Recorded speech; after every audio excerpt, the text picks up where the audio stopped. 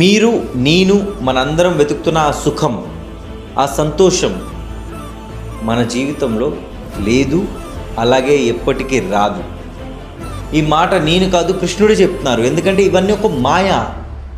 Bhagavad Gita chapter 8 shlok number 15లో శ్రీకృష్ణుడు అర్జునుడు చెప్తున్నారు, పార్థ, ఏ మనిషి అయితే పూర్తి శ్రద్ధతో మంచి మనసుతో నా పేరు తీసుకుంటాడు, నా గురించి ఆలోచిస్తాడు, నా వైపే వాడు కర్మంని పాటిస్తాడు, నా కోసం కర్మంని చేస్తాడు, వాడు కర్మంని నాకు అర్పితం చేస్తాడు, వాడు నా దగ్గరికి వస్తాడు.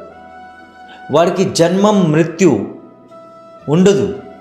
వాడి కర్మశైకిల్ నుంచి బయటపడతాడు. ఇది జరగాలంటే వాడు చచ్చిపోతున్నప్పుడు నా పేరు తీసుకోవాలి.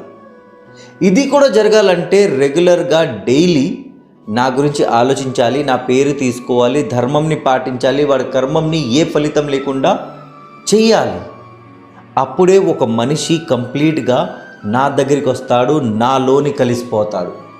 లేకపోతే స్వయంగా నేనే వాడి దగ్గరికి వెళ్తాను.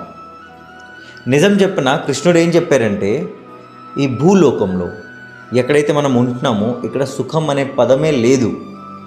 మనం చేసిన కొన్ని కర్మాలకి మనం శిక్ష అనుభవిస్తున్నాం అంతే.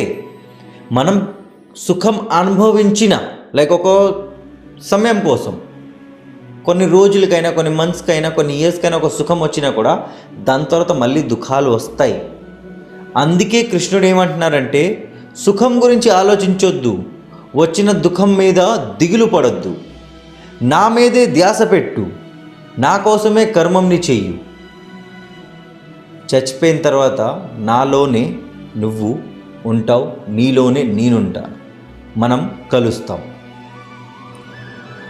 జయ శ్రీకృష్ణ, హరే కృష్ణ, రాధే రాధే, జయ జగన్నాథ్. మాముపేత్య పునర్జన్మ దుఃఖాలయం శాశ్వతం నాప్నువంతి మహాత్మానః సంసిద్ధిం పరమాం గతః.